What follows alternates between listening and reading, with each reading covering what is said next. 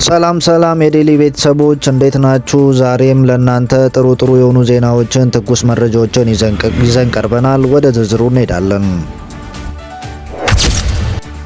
በዚህ ሳምንት አሊ ዶሮ ላይ የታገቱት 58 ሰዎች ለመልቀቅ ታጣቂዎች በአንድ ሰው እስከ 1.5 ሚሊዮን ብር እየጠየቁ ነው።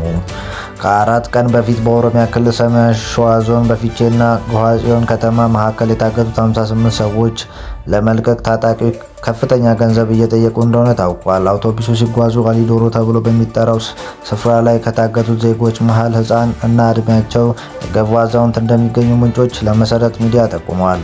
መጋቢት 8 የተፈጸመው እገታ በመንግስት ሚዲያዎች ሆነ በባለስልጣናት ምንም ቃል ያልተነፈሱበት መሆኑን እጅጉን እንዳሳዘናቸው የታገቱት ቤተሰቦች ገልጸዋል።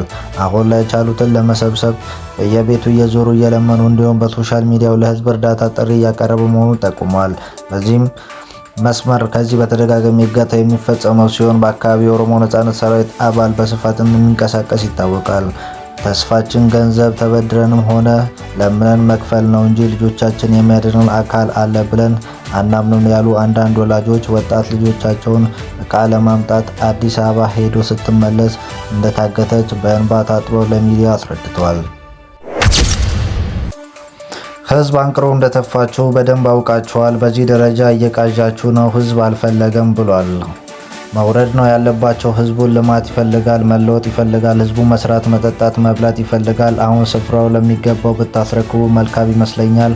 ዋጋ ያስከፍሏቸዋል። ወደ ጤና መታወክ ነው የሚወስዳችሁ። ስለዚህ ይሄንን ተረድታችሁ ስልጣናችሁን አስረክባችሁ ውጡ። በቃ አሁን ምንም ጊዜ የላችሁም። አሁን እርቅም አይደለም ምንም አይደለም። በቃ መውረድ ነው የሚያስፈልገው። ድምፃዊ ዮሐንስ በቀለ ቶኪቾ ለሲዳማ ክልል ፕሬዝዳንት አቶ ደስታ ሌዳሞ ከሰጠው ምላሽ ላይ ፕሬዝዳንቱ አቶ ታደሰ ሌዳሞ ከሰሞኑን በሰጡት መግለጫ ድምፃዊ ቶኪቾ ሲዳማን ያውቃል ብዬ አላስብም።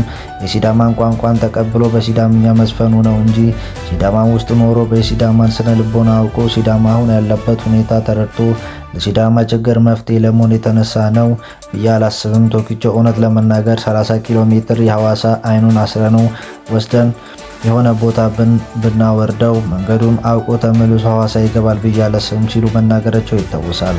ይሄ ድምፃዊ ተከትሎ ከእንግዲህ ስልጣን ልቀቁ ሲል ድምፃዊው ጥሪ አቅርበዋል።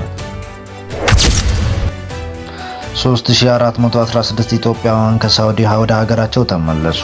በሳውዲ አረቢያ በአስቸጋሪ ሁኔታ ውስጥ የነበሩ 3416 ኢትዮጵያውያን በዚህ ሳምንት ወደ ሀገራቸው ተመልሰዋል። በሳምንት ውስጥ በተደረገው 9 ዙር በረራ የተመለሱት 2859 ወንዶች እና 557 ሴቶች ሲሆኑ ከተመላሾቹ መካከል 142 እድሜያቸው ከ18 ዓመት በታች የሆኑ ታዳጊዎች ይገኙበታል።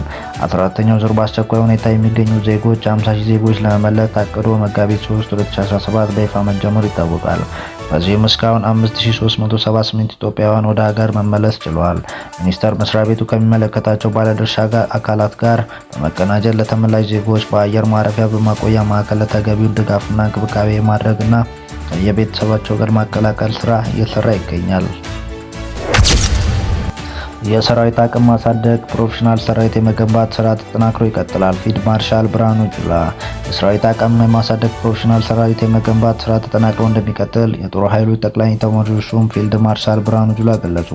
በመከላከያ ትምህርትና ስልጠና መምሪያ በአዋሽ አርባ ውጊያ የቴክኒካል ትምህርት ቤት ያሰለጠናቸው የሜካናይዝድ ሙያተኞች አስመርቀዋል። በመርሃ ግብሩ ላይ የጦር ኃይሎች ጠቅላይ ኤታማዦር ሹም ፊልድ ማርሻል ብርሃኑ ጁላ፣ የመከላከያ መረጃ ዋና መምሪያ ኃላፊ ጀነራል ጌታቸው ጉዲና፣ የጦር ኃይሎች ጠቅላይ ኤታማዦር ሹም ወታደራዊ አማካሪ የተኩስ አመራር ኃላፊዎች ሌተር ጀነራል አለምሸት ዘገፌ፣ የመከላከያ ትምህርት ስልጣን ዋና መምሪያ ኃላፊ ሌተር ጀነራል ይመር መኮንን፣ የሜካናይዝድ ዋና አዛዥ ጀነራል ከፍያለው አምዴ እንዲሁም ሌሎች የሰራዊት አመራሮች አባላት ተገኝተዋል።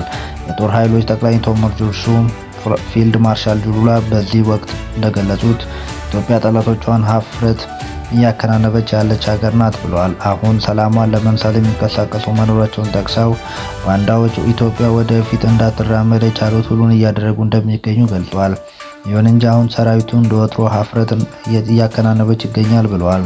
ሰራዊቱ በስትራቴጂ በመመራት በባህር፣ በምድር፣ በአየር እንዲሁም በሳይበር ከፍተኛ ስራዎች እያከናወነ መሆኑን ጠቁመዋል። በዚህም በሜካናይዝድ ኃይል እንዲሁም ገልጸው ይህንን ኃይል የሰራዊት ቀኝ እጅ መሆኑን ገልጿል። በቀጣይ የሰራዊቱ አቅም ለማሳደግና ፕሮፌሽናል ሰራዊት የመገንባት ስራ ተጠናክሮ እንደሚቀጥል ጠቁመዋል። ሰልጣኞች ባገኙት እውቀት በመታገዝ ኢትዮጵያ የያዘቻቸው ዓላማ እንዲሳኩ ዘወትር እንዲተጉም አሳስበዋል። የሜካናይዝድ ዋና አዛዥ ሜጀር ጀነራል ከፍያለው አምዴ በበኩላቸው ለሜካናይዝድ ኃይል ትኩረት ተሰጥቶ እየተሰራ መሆኑን ገልጸዋል። ለዚህም ግልጽ ስትራቴጂ ተቀርጾ እየተገነባ መሆኑን የጠቆሙት ስትራቴጂው ጠንካራ ሀገር አለኝታና መከታ የሆነው የሜካናይዝድ ኃይል ለመገንባት ጉልህ አስተዋጽኦ ማበርከቱንና የተሻለ ስራ ለመስራት ምቹ እድል መፍጠሩን ተናግረዋል ሲል ኢዜኦ ዘግቧል። ጸጋዬ የፖለቲካ እስረኛ እንጂ ጥፋተኛ ስላልሆነ የፍርድ ውሳኔ ጣልቃ ገብነት የታየበት ነበር። ይግባኝ ጀምረናል። የቀድሞ የሐዋሳ ከተማ ባለቤት ወይዘሮ ዝናዬ ተሰማ። የሐዋሳ ከተማ ከፍተኛ ፍርድ ቤት ባለፉት ሳምንት የቀድሞ የሐዋሳ ከተማ ከንቲባ ረዳት ፕሮፌሰር ጸጋዬ ቱኬ ላይ ያስተላለፈው የ13 ዓመት ጽኑ እስራት የቅጣት ውሳኔ አስመልክቶ የኢትዮጵያ ባለቤት ወይዘሮ ዝናዬ ተሰማን ስለ ፍርድ ቤቱ ሂደቱ ተያያዥ ጉዳዮች አናግሯቸዋል። ወይዘሮ ዝናዬ ጸጋዬ ላለፉት 2 ዓመታት ለሚጠጋ ጊዜ ያለ አግባብ እስር ቤት እየተንገላቱ ተደጋጋሚ ቆጠሮች መሰጠትና ጉዳዩን የያዙ ዳኞች በባለስልጣን ጫና ሲቀያየሩ ከቆየበት ሂደት ውስጥ ቤተሰቡና የህግ አማካሪዎች ላይ ሲደርስ የቆየው ጫና አልፎ ፍትህ ባያገኝም ፍርድ ቤቱን ማግኘት ደስ ብሎናል ብሏል። በሚሊዮኖች የሚጠጉ ገንዘቦች በሙስና በልቷል እየተባሉ በሚዲያ ከተነዛው ሐሰት ወንጀል ነፃ በመባሉ ያስከፋቸው ጥቂት ሰዎች በቂ መረጃ ባቀሩበት በቤት ኪራይ ጉዳይ ከ9 ዓመት ፕሮጀክት በአግባቡ ባለመምራት ገንዘብ እንዲባክን አድርጓል በሚል ደግሞ በማይመለከተው ክስ 4 ዓመት በድምሩ 13 ዓመት ጽኑ እስራት ሲፈረድበት ውሳኔ ምን ያክል የፖለቲካ ጫና እንዳለው በግልጽ የሚያሳይ ነው ሲሉ ገልጸዋል። ጸጋዬ ከታሰረበት በኋላ እንኖርበት ከነበረው የቀበሌ ቤት በግድ እንድንወጣ ተደርገናል ያሉት የባለቤቷ ወይዘሮ ዝናዬ ደሞዝ እስካሁን ስለታገደ ከልጆቼ ጋር ከምናሳድጋቸው ልጆች ጋር ከፍተኛ የኢኮኖሚ ቀውስ ተደርጊያለሁ፣ ጫና ቀላል አይደለም ሲሉ ለኢትዮጵያ ተናግረዋል። እኛ ቤተሰቦቻችን የሐዋሳ ሕዝብ ቀርቶ ጸጋዬን በሩቁ የሚያውቁት ጸጋዬ በጥቂት ጊዜ ውስጥ ለሐዋሳ ከተማ ላከናወናቸው ዘመን ተሻጋሪ የልማት ስራዎች ሕያው ምስክሮች ናቸው የሚሉት ወይዘሮ ዝናዬ ውሳኔው ተከትሎ ይግባኝ መጠየቃቸው ጸጋዬን በይግባኝ ሰሚ ፍርድ ቤቶች ትክክለኛ ፍትህ ያገኛል ብሎ እንደሚያምኑ ገልጿል።